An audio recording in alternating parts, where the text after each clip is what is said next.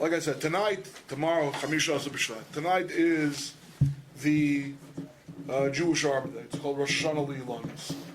Okay, Rosh Hashanah? Li'ilanos, the New Year's or year's head for the trees. Okay, so the thing is like this. Outside of the land of Israel, there's no full-blown holiday. By that I mean there's certainly no prohibition against malacha, against work, like you would have on Pesach or on Sukkot, something like that. There is no specific mitzvah. Again, like Pesach or Sukkot, where Rosh Hashanah, it's a mitzvah to blow the shofar. On Pesach, it's a mitzvah to eat matzah. On Sukkot, it's a mitzvah to sit in the sukkah, to eat in the sukkah. Right? There's no mitzvah associated with Chamisha B'Shvat, even in Israel. But there are customs associated with Chamisha B'Shvat.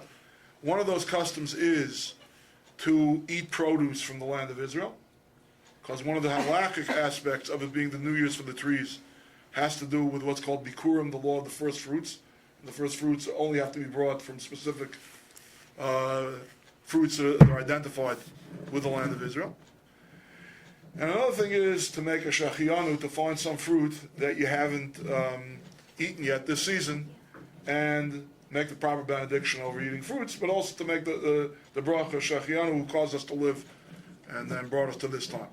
Those are the basic customs of Rosh Hashanah. It's also brought, Dahlia, in the Chassidish Svarim, the Kabbalistic Svarim, it's brought, believe it or not, to start praying tomorrow, to say a prayer tomorrow, to get a good esrog on Sukkot time. If anyone's interested, unfortunately I couldn't get an English version of it, but I have over here on this little cute bookmark, I've got the prayer of the great Schwartz mystic, the Ben Ish Chai, about obtaining a good esrog. But I want to talk about Jewish Arbor Day in a more symbolic or philosophical sense than whether you do observe the custom, you don't observe the custom. Jewish lore is replete with the idea that human beings should interact with the entire world around them and draw lessons on how to live lives as human beings, better human beings. In particular from the animal kingdom. There's a famous epigram that says, and one of them is quoted in the very first opening paragraph of the Shulchan Aruch, of the Code of Jewish Law. Okay? It says that a person should be as mighty as a lion, as swift as a deer, as light as an eagle, as bold as a leopard, to do the service of God, their Creator. Well, as we observe the animal kingdom, we see certain character traits that are associated with different species of animals. Yeah. Another famous Chazal says that if the Torah had never been given, then people would learn industry from the ants, they would learn fidelity from the doves, they would learn modesty from felines, from cats. It goes through a whole list of things. Okay? Okay, I earned my money tonight because I said something complimentary about cats. I'm good. Okay. I'm trying to remember what we learned from dogs. Nothing, come to think of it. Okay. No, they were loyal because they didn't bark when the Jews were in Mitzrayim. So. I'll tell you a good Chassidish joke about that after the class, okay? Remind me about the dogs in Egypt, okay? Dogs in Egypt and the birds at the Kriyas Yamsuf. Remind me about that, okay? All right, so anyway, what you don't find as much, and what I want to share with you in the few minutes that we have remaining is, what can we learn from botanic life? Does the Torah say, is there anything that we can learn from trees and plants and flowers and so on? Okay. So, first I'll share with you some ideas that I've found, in the Talmudic and Midrashic literature, and then I'll say a couple that the humble me came up with. Okay. One of the things that it says in Pirkei Avos, is a mission Pirkei Avos, it says as follows, that a person has knowledge and a person has action. We all do things and we all know things. And generally speaking, our knowledge exceeds our deeds. Okay? We all know more about good stuff, whether you do believe in God, you don't believe in God, you do believe that Torah is divine, it's not divine, okay? Generally speaking, we know what we're supposed to be doing, but we fall short. Okay? So there's an expression called Chachmaso Meruba Mimasav and Maisa Meruba Mechachmaso. One kind of a person is a person who's got more knowledge, more awareness than deeds, meaning good deeds, and one person is a person who's got more good deeds than knowledge. And the allegory that it says in the Mishnah is as follows. Somebody who's got more good deeds is like a tree with a tremendous root network and not that many branches.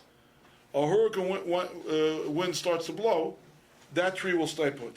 If it's rooted, it's got a lot of roots, okay, it'll stay put.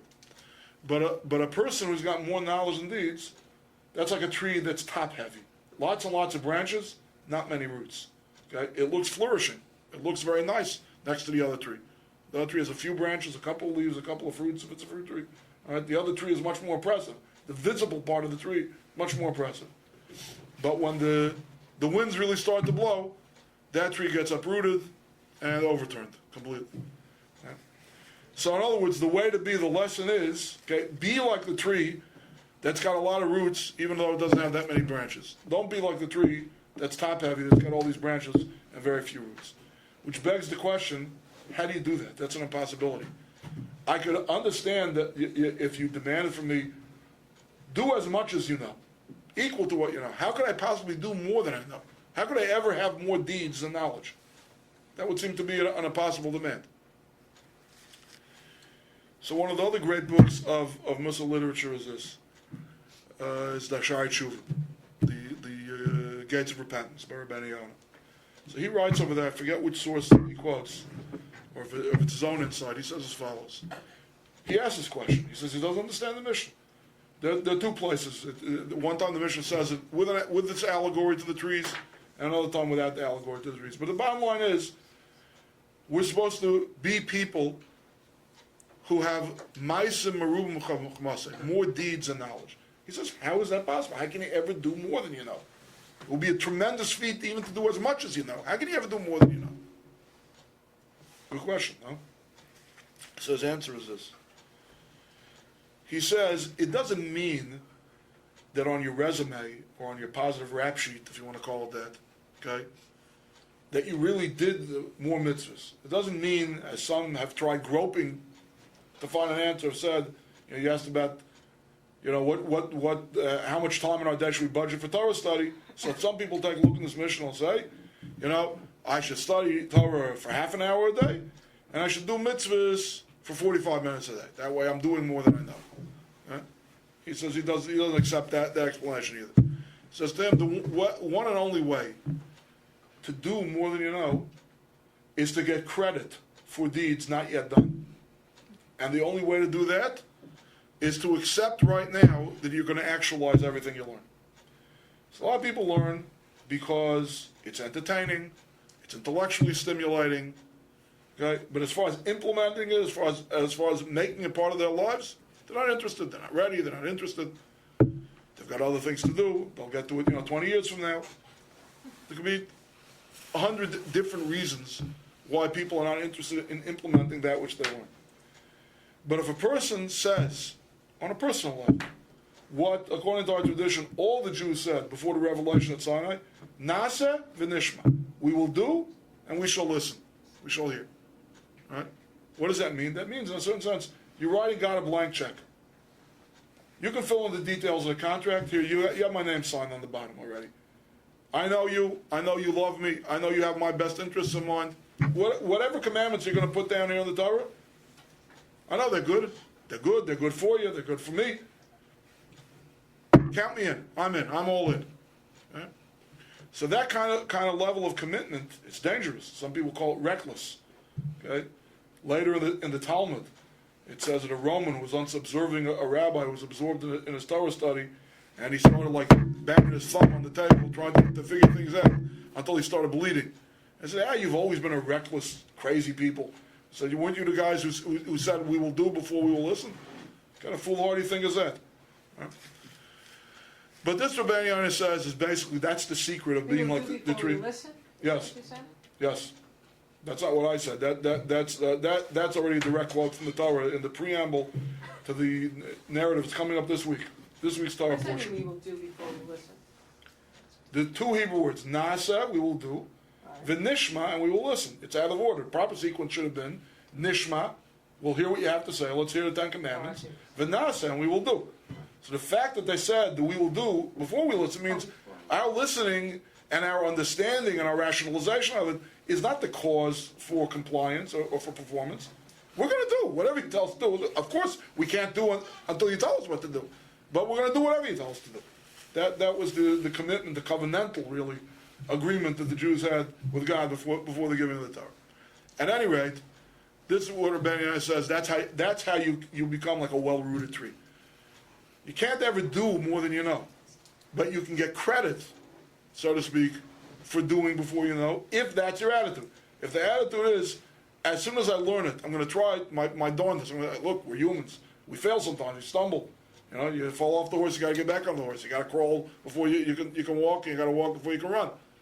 But the idea of that whatever I'm learning in Torah and Musar and Hasidus, whatever it is, I'm going to try on some which way. I'm going to try to implement it. Look, some things are not implemented in the real world either. A lot of mitzvahs of the Torah speak about how to think and how to feel. Right? A lot harder to implement. A lot harder to absorb. But the point is, if you're working towards that goal, that's how you become like the well-rooted tree. That's one lesson. Another lesson is this. Sad to say, a person should always try to be like the humble but supple reed, and not like the mighty oak. And again, he uses the hurricane allegory. Why? He says because when the fierce winds blow, so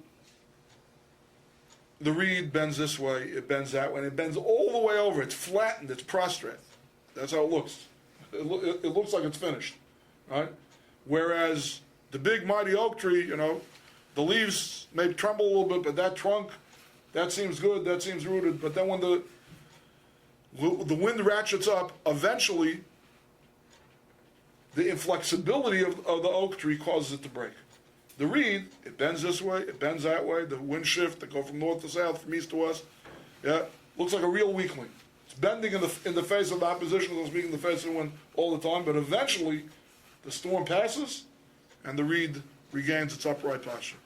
Yeah? And basically the lesson over here is we shouldn't be stubborn. We shouldn't be entrenched in what we do. We shouldn't be entrenched in what we do in terms of our interpersonal relationships. We shouldn't be entrenched in terms of what we do in how we relate to God. Hey, I had a plan for my life, okay? You threw me a punch. You dealt me a hand, you know, a hand of cards that I can't play. That's it, I'm folding, I'm out of here. Right? No, you bend. You bend, you get back upright, maybe you're going to have to bend in another direction in 10, 15 minutes. But the idea is, the lesson over here, the botanical lesson over here is that you have to be supple, you have to be malleable, you have to be flexible. You have to be a person who can take the vicissitudes of life. And we have, sitting here in this room, some people, without going into details, it's a privilege to be friends with them, it's a privilege to study Torah with them, because they've taken tremendous punches in life, and they've responded, they've bounced back.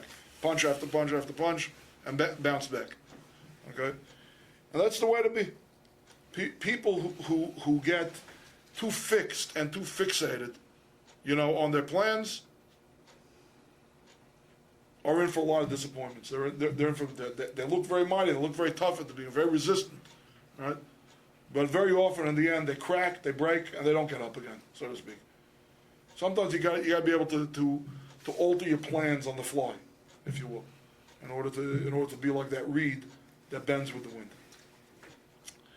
Okay, so these are some famous chazals about. To the people that bent during the Inquisition, that was the wrong thing to do. Pardon me? If the Jews converted, right, that was not acceptable, because one of the things you can't do is accept the faith of it. You can't, to save your life, you can't accept conversion. That's correct. So what would that be considered when they did that? You're asking why we should admire the conversos because they were being flexible like the reed. No, I never said why we should admire them. I'm just saying, well, what does that mean in terms of bending and moving like a tree to save a life? moving like a reed, Right, a reed. not being inflexible like the tree. Excellent question. Yes, great question. No, I'm particularly stuck because I know the original Hebrew of the epigram, and the words, this instruction to be like the reed is la'olam, which means always. You should always. Right? It sounds like there's no exceptions to the rule. And we know there are at least 3 exceptions to the rule. Idolatry is one of them, but there are at least 2 other mitzvahs that you're supposed to lay down your life for and not transgress. When I say, well, I'm just being flexible. I had this plan. I wanted to be a Torah observant person. But now wind blew in a certain way that, if I don't bend, I'm going to break. So, so why don't I bend? That's really the question. The question is, why don't the sages say, most of the time, you should be flexible. There are times when you have to be inflexible like the tree, and most of the times you should be flexible like the reed. Which is best. I don't have a better answer than that, but I have to admit that it doesn't really fit in with the verbiage of the teaching. Why don't you say, I'm just being flexible. I'm just bending so that I shouldn't break. But if you convert, it is breaking. What? If you convert, it is breaking, isn't it? Okay, how is this different? Okay, if you've got to desecrate Shabbos, okay, I said the English epigram. He who fights and runs away lives to fight another day. Right? You've heard that one. Something that said discretion is the better part of valor. Right? So, the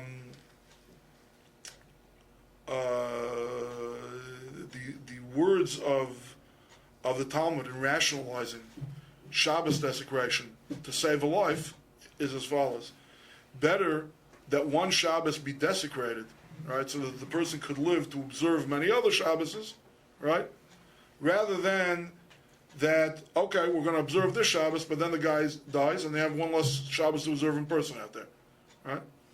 So it's basically the same thing, lose the battle, win the war, a strategic retreat, okay? So I'm sure many of the Moranos, many of the Conversos, when they were confronted with that life or death thing, were thinking, look, we'll do this, we're just faking out the Inquisition authorities, we'll lie low for a couple of years, we'll get our finances together, and then we'll join everybody else in Amsterdam.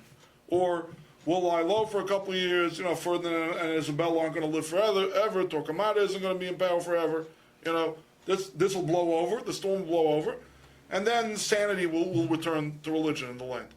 Okay? It didn't. I don't think any Jew lived in Spain from 1492 like the late 1800s, to the best of my did. But certainly people could have thought that way, right? So, but you're saying something over here, okay? But idolatry is different than eating pork or than desecrating Shabbos. Right? I think anyone is on the right track. It's one thing for the reed, to bend. It's another thing for the reed to uproot itself. It's not being the hurricane either, even though it is a nice, supple, flexible reed. That's really the point. The qualitatively idolatry is different than any other sin. No, but one of the first 3 commandments is thou shalt not pray to any other gods before me. What's the exact language? The first 2 of the 10 commandments, which again is coming up in this week's Torah portion, is I'm the Lord your God who took you out of Egypt. Right. Thou shalt have no other gods before me. Those are the Okay, first so 2 of the if 10 you commandments. say there is no other God before you, Right. I'm doing an act that's meaningless. Right. So how are you worshiping an idol? You're doing what's necessary for the moment because you may die and not be able to celebrate your Judaism and pass that on to your children, which is an obligation. That's to have children procreate and make sure they grow up as Jews is an important mitzvah. Yeah. Well, you know that historically that rarely happened with the Conversos, with the Moranos. Oh, that's different than at the moment trying to deal with the situation than looking back 2020 as hindsight. Yeah. Look, there's no 2 ways about it. The halacha is in a situation like that, you're supposed to lay down your life rather than convert, even if you don't mean it, and even though in your heart it's meaningless, if you're making verbal professions of an idolatrous faith, if you're engaging in idolatrous practices that faith venerates and thinks is real, what's going on in your heart is besides the point. The actions are actions of idolatry, and the halacha forbids it, even a loss of life.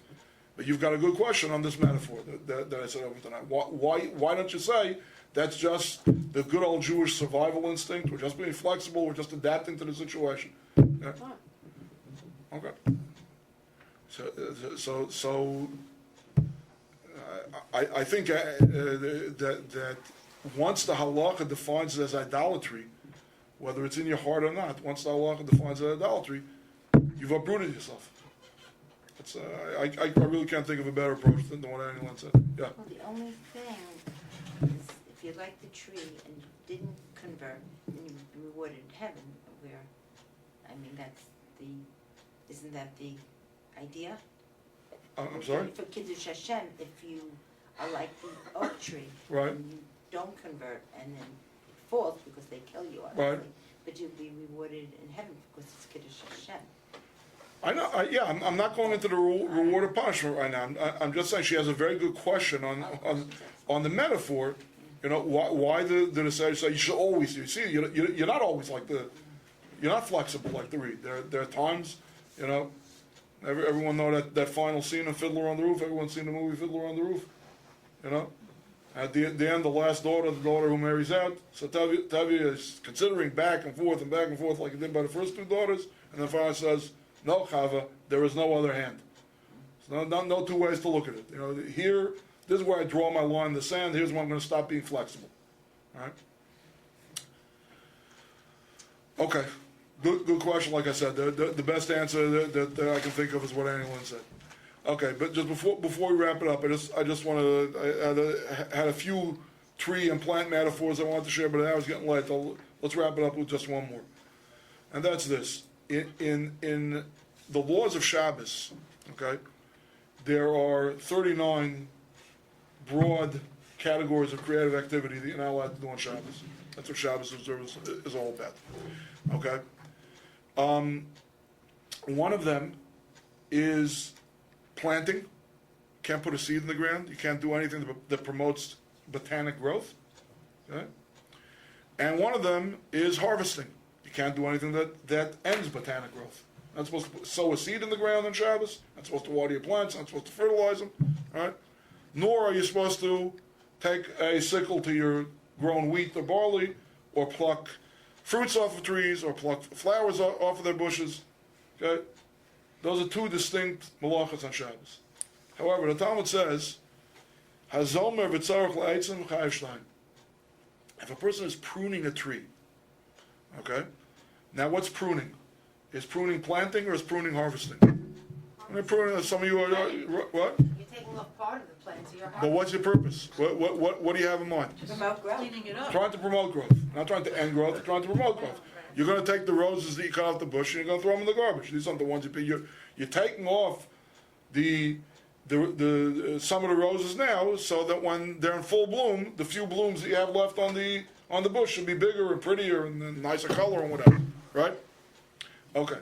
So Talmud says, what about if you're not pruning a rose bush, you're pruning a tree. So I'm pruning the tree. I want the fruits to come out on this tree, fewer fruits, but bigger, sweeter, riper, right? However, I'm not going to take these limbs of these trees and throw them in the garbage. I'm going to use them for kindling, use them for firewood. Then the Talmud says you've desecrated Shabbos twice. Zomer v'tzarech la'etzim. If you prune, but you still need the trees, then you were right. Then it is a kind of a harvesting. Okay, I'm not here to teach Hilchos Shabbos. I'm just trying to bring out this idea that sometimes you gain by subtraction. Okay, you're losing something. You cut a limb off a tree, you cut a blossom off of a bush. You say, how can I do that? I'm losing stuff.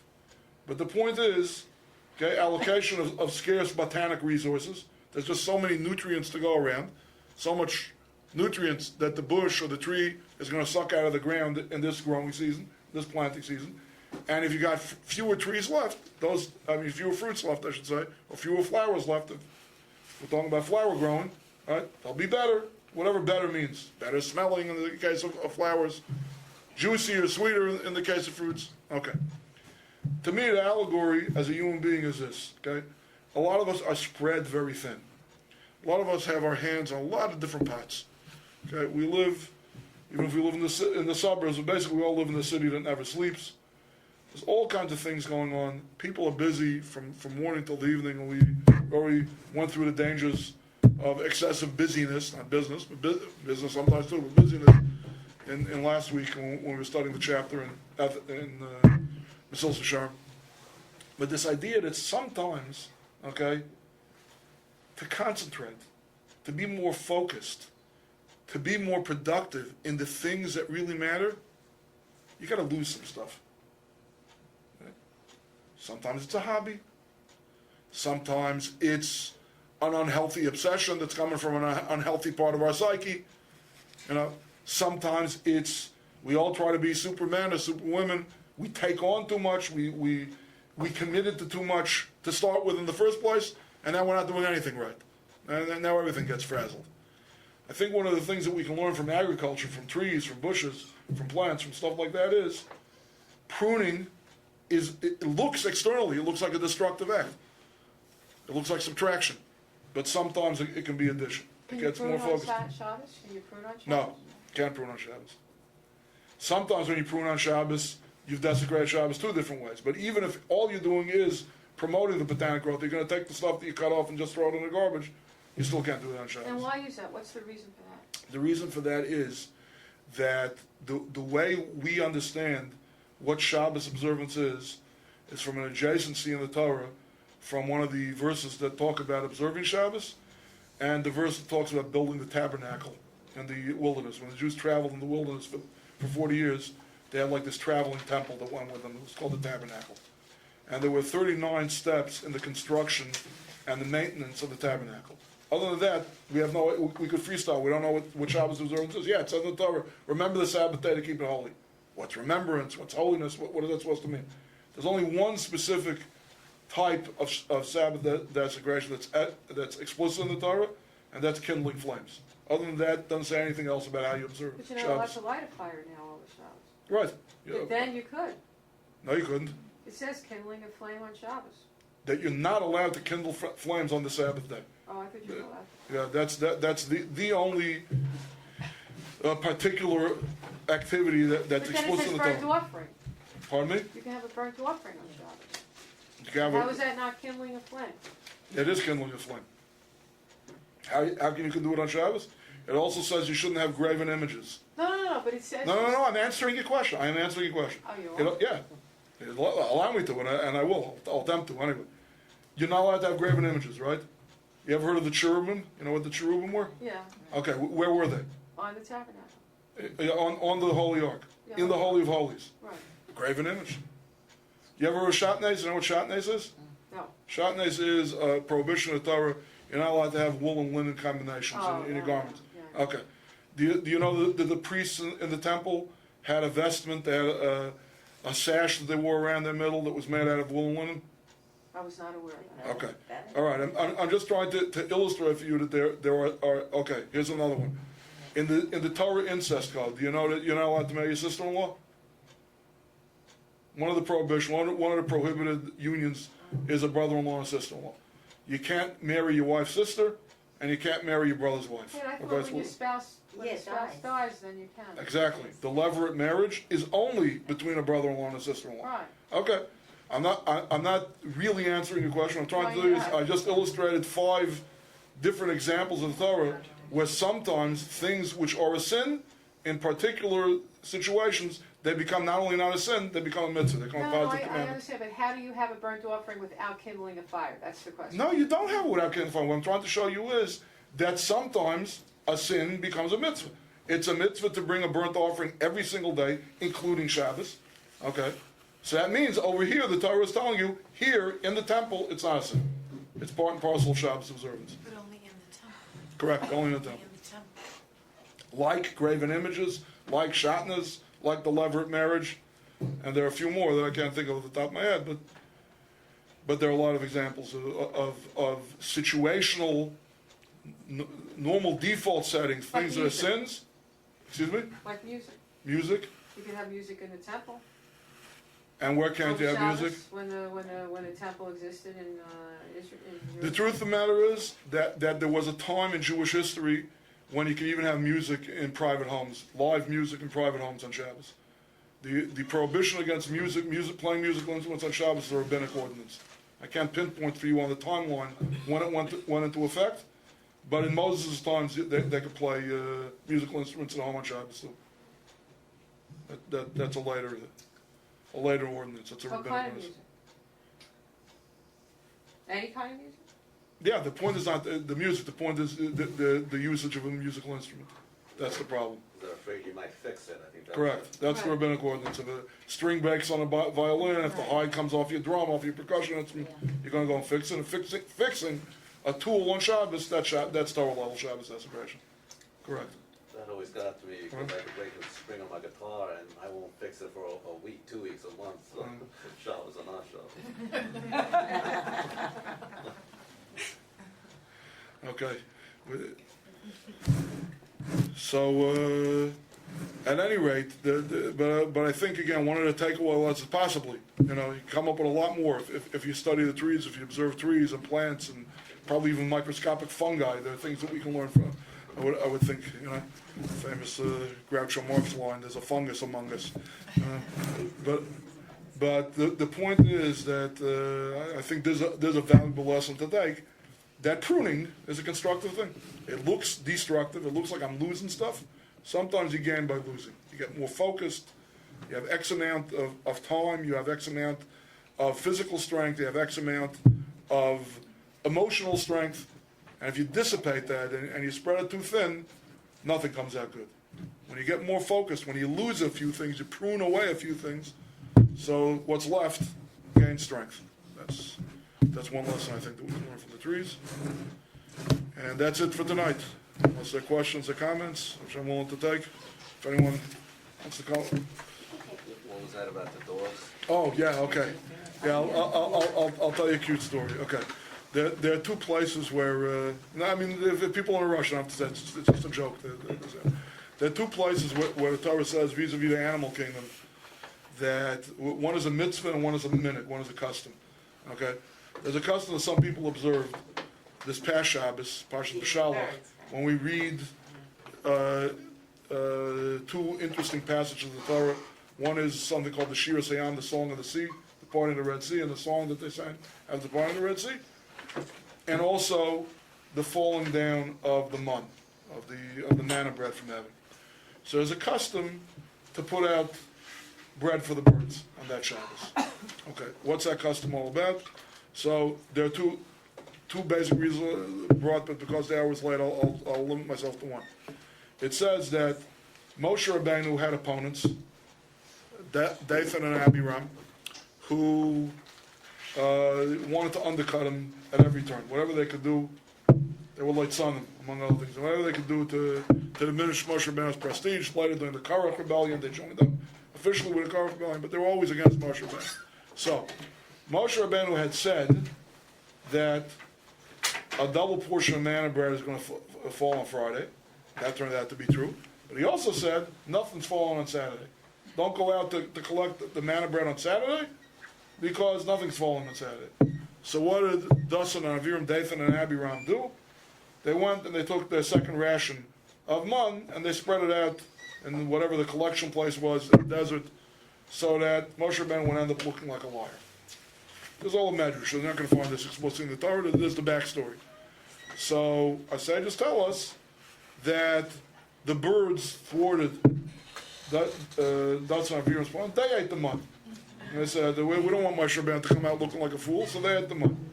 So in recognition of their good service, okay, this custom developed among Jews. We're grateful to you that you held up the true prophet of God. So every year when the parsha of the manna bread comes, we're going to give you some more to eat. Similarly, in the same vein, this is already a mitzvah. There's not a minute. The Torah says there are two ways to dispose of meat from a kosher species of animal that wasn't slaughtered properly. It's called nevela. That particular prohibition in the kosher code. Why can't I eat an Oscar Mayer all beef frank? Could be a lot of reasons, but the simplest reason is because the beef, the ox or the cow from which this beef derived, was not slaughtered according to the kosher laws of slaughtering. Okay, that's called nevela. So what are you supposed to do with it? The Torah says a couple of things. One thing is throw it to the dogs. Throw it to the dogs. So the Talmud says, why throw it to the dogs? Because on the night of the Exodus from Egypt, the dogs stopped barking. They stopped growling. Okay. Now you're ready to hear the joke, such as it is. It's not too funny. It's not like Panetto. What's the guy's name? John Panetto. It's not at all as funny He's as that. so funny. Okay. He's so good. And I have a tin ear for comedy, so you don't have to laugh to make me feel good at the end. But anyway, here's the line. This is how it goes. A guy, a schnarrer, a bettler, comes around to the shul, and he says, "Give me an adava, give me a handout." And he asks him why. So most guys will say, I'm poor, I can't pay my bills, I have a medical condition, I have a daughter to marry off, whatever they say. This guy says, I'm an Einikel Derber Meilech. He says, I'm a grandchild, great-grandchild, I'm a descendant of the great Hasidic master, Rabbi Elimelech of Lezhensk. Yeah? So the prospective donor looks to the guy and he says, what year are we in here? 2012? If I'm not mistaken, I'm not a real buff on Jewish history, but I think that Ramelech died something like in the 1760s, 1780s, something like that. How many generations removed are you from Ramelech? As well, according to my pedigree back at home, 12. But Ben, patrilineal, straight, 12 generations. So the donor rolls his eyes and he says, get out of here. He says, what? I owe you something because of what Rabbi Melech Lezhensk did? He said, not so fast, let me tell you a story. The Torah says, cast the unkosher beef to the dogs. The Minig Yisrael, the custom among all Jews, is to give bread to the birds on Shabbos Shira, on Shabbos B'Shalach. So I want to ask you a question. Were these birds today, were they there when the manna bread fell? Were these dogs today there on the night that the Jews got out of Egypt? What are you rewarding them for? The answer is they're grandchildren of those dogs. Good story. I heard the birds sang along. That's what I never. Yeah, heard that's another the one. story. I never Okay. heard that one. Yeah. Okay, ladies and gents, that's the class tonight. Thank you, Rabbi. If anybody wants me to